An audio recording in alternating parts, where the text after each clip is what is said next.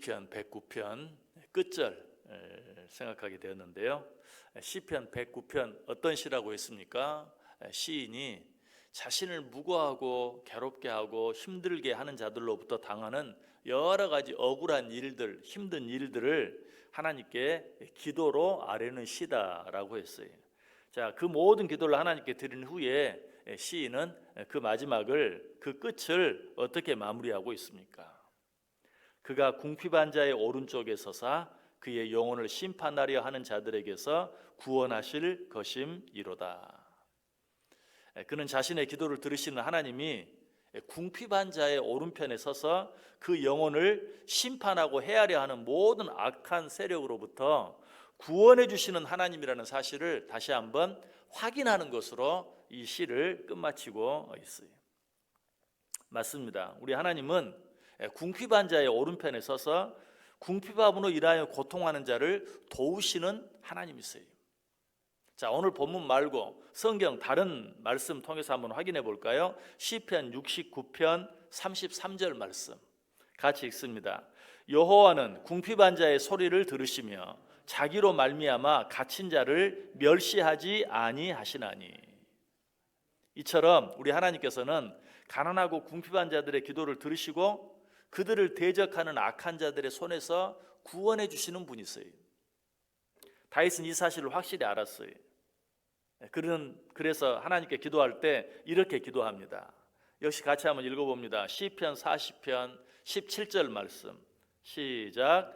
나는 가난하고 궁핍하오나 주께서는 나를 생각하시오니 주는 나의 도움이시요 나를 건지시는 이시라. 나의 하나님이여 지체하지 마소서. 하나님이 궁핍한 자를 도우시는 하나님이라는 사실을 알고 자신의 궁핍한 처지를 하나님 앞에 다 이야기하고 나를 도와주옵소서, 나를 도와주는 그 일을 지체하지 마시옵소서라고 하나님께 기도하고 있어요.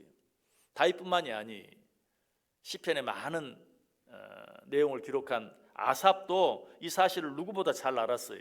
그래서 그도 동일하게 기도하고 있는 것을 보아요. 시편 74편 21절 말씀 같이 읽습니다.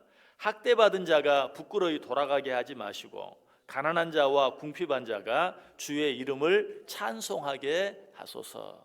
하나님, 어려운 자들로 하여금, 가난하고 궁핍한 자들로 하여금 아무것도 얻지 못하고 그대로 돌아서지 않게 해주옵소서. 하나님, 그들을 도우사 그들로 하여금 하나님을 찬송하게 해주소서라고 기도하고 있어요.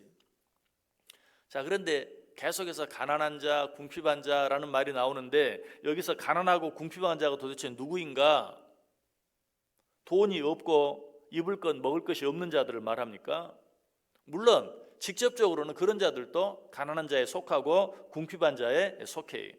그러나 성경에서 말하는 가난과 궁핍은 그런 육적인 가난과 궁핍만을 말하는 것이 아니라 보다 근본적으로 영적인 가난과 궁핍, 다시 말해서 심령이 가난하고 궁핍한 자를 말하는 것이. 심령이 가난하고 궁핍하다는 것은 또 뭘 말하는가? 그것은 자기 자신의 연약함, 자기 자신의 한계를 인정하고 하나님이 도와주시지 않으면 안 됩니다. 내 힘만으로는 이 세상을 살아갈 수 없습니다. 내 지혜만으로는 이 어려움을 해결할 수 없습니다 라고 하나님의 도움을 구할 줄 아는 자, 이런 자가 가난하고 궁핍한 자예요. 심령이 가난한 자예요. 그리고 하나님의 말씀과 은혜에 늘 굶주려 있는, 하나님의 말씀을 늘 사모하며 살아가는. 여러분, 배가 고프면 어때요? 먹을 것이 눈앞에 아른아른하잖아요.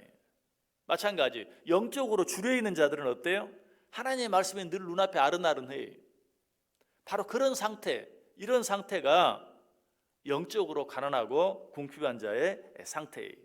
이런 상태를 가장 잘 표현해 주는 말씀이 있죠. 역시 한번 같이 읽어보겠습니다. 시편 42편 1절 말씀 같이 읽습니다.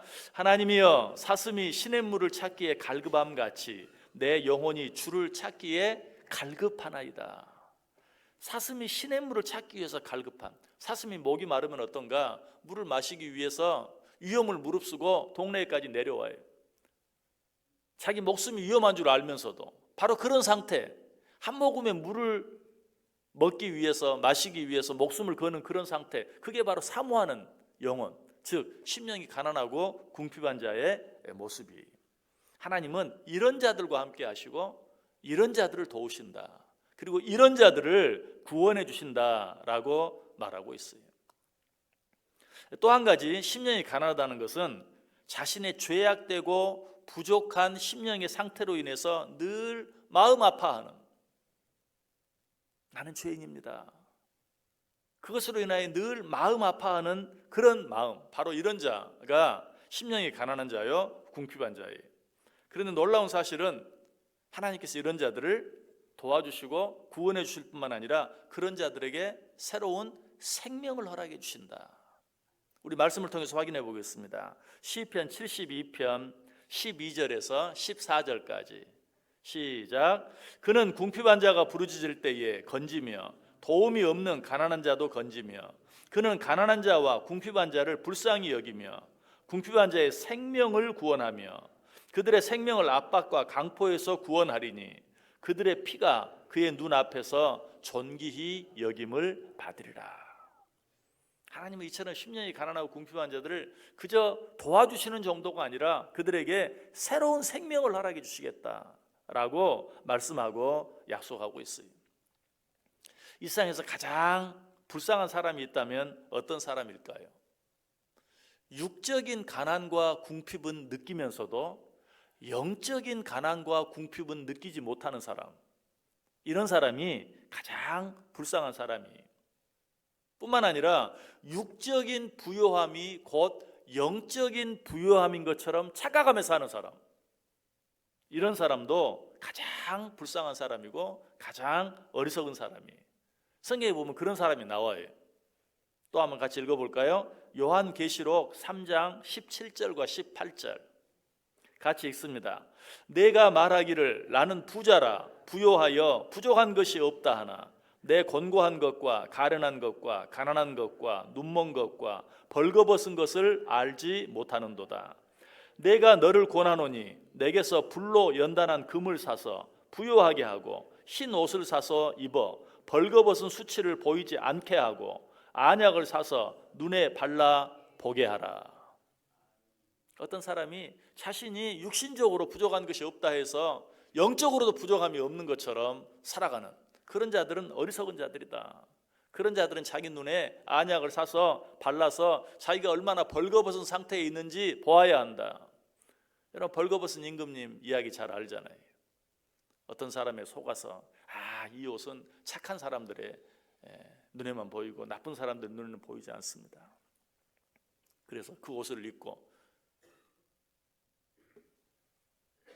있는데 사람들이 어때요? 다 벌거벗고 있잖아요. 자기는 그것을 벌거벗은 줄 모르고 옷을 입고 있다고 착각한 거예요. 얼마나 어리석은 모습이에요. 사람들이 그 모습을 보고 얼마나 비웃었습니까? 그러나 영적으로도 그런 사람들이 있다. 내가 육적으로 부족함이 없다고 해서 영적으로도 부족함이 없는 것처럼, 육적으로 부요하다고 해서 영적으로도 부요한 것처럼 착각하며 살아가는 자들, 이런 자들은 정말 이 세상에서 가장 불쌍하고 가장 어리석은 자들이다. 자신이 영적으로 가난하고 궁핍하다는 사실을 아는 것은 참으로 복된 것이. 왜? 우리가 배고픔을 느낀다는 것은 결국 무슨 말입니까? 내가 살아있다는 증거죠.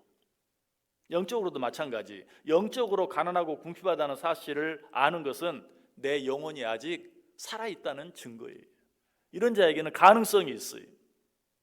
그러므로 심령이 가난하고 궁핍하다는 사실을 아는 자는 마치 내 병이 무엇인지를 아는 자와 같아요. 자기 병이 무엇인지를 아는 자는 어때요? 고칠 수 있어요. 그러나 자기 병이 무엇인지 모르는 자, 아니 자기가 병들었다는 사실을 모르는 자는 그 병을 치료할 방법이 없어요. 내 심령이 가난하다, 궁핍하다라는 사실을 아는 자는 그 부족함을 채울 수 있는 방법이 있는 것이. 그러므로 자신의 심령이 가난하고 궁핍하다는 사실을 아는 것, 그것은 그 자체가 축복이에요. 그래서 예수님께서 공생애를 시작하시면서 맨 처음에 하신 첫 번째 설교 산상수훈 맨 앞에서 뭐라고 말합니까?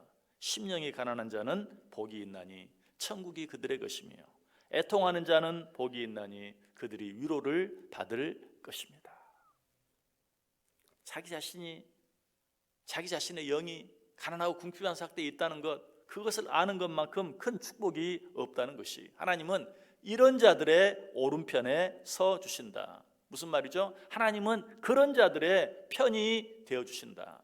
그러나 그렇지 못한 자, 그 마음이 교만하여 하나님 없이도 이 세상을 살아갈 수 있을 것처럼 생각하며 사는 자들, 이런 자들의 오른편에는 누가 설까요? 그런 자들의 오른편에는 사탄 마귀가 서요. 우리가 시편 109편 6절에서 이미 생각해 보았어요. 다시 한번 같이 읽어볼까요? 시편 109편 6절 시작.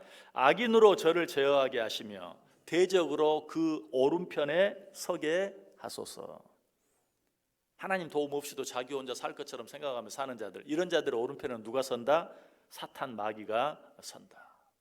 여러분, 우리는 오늘도 선택해야 돼요. 내 오른편에 누가 서게 할 것인가? 하나님이 서시게 할 것인가? 사탄 마귀가 서게 할 것인가? 내 오른편에 하나님이 서서 나를 도우시고 나와 함께 해주시기를 원하는 자들은 어떻게 해야 돼? 내 심령이 얼마나 가난하고 궁핍한가 하는 것을 알고 하나님 앞에 엎드려서 하나님의 도움을 구할 수 있어야 돼. 그러면 하나님은 그런 자의 오른편에 서 주셔서 그런 자와 함께 해주세요. 그러나 나 혼자도 얼마든지 살 수 있을 것처럼 교만해지면 그 오른편에는 누가 서요? 악한 사탄 마귀가 선다는 것이. 오늘 하루 여러분은 무엇을 선택하겠어요? 심령이 가난한 자, 궁핍한 자가 되어 하나님으로 하여금 내 오른편에 서게 하시겠습니까? 아니면 내 뜻대로, 내 힘대로, 내 지혜대로 이 세상을 살 수 있을 것처럼 교만해져서 악한 사단 마귀가 내 오른편에 서게 하시겠습니까? 하나님 앞에서 나는 하나님 없이는 잠시 잠깐도 살 수 없습니다. 하나님, 이 하루도 나와 함께 해주시고 나를 도와주시고 나를 인도해 주옵소서. 나는 어린아이와 같아서 출입할 줄을 알지 못합니다. 하나님의 도움을 구함으로 말미암아 하나님께서 내 오른편에 서서 오늘 하루도 나를 인도해 주시고 도와주시고 나를 축복해 주시는 그 은혜를, 그 축복을 받아 누리며 살아가는 저 여러분 될 수 있기를 주님의 이름으로 간절히 축원합니다.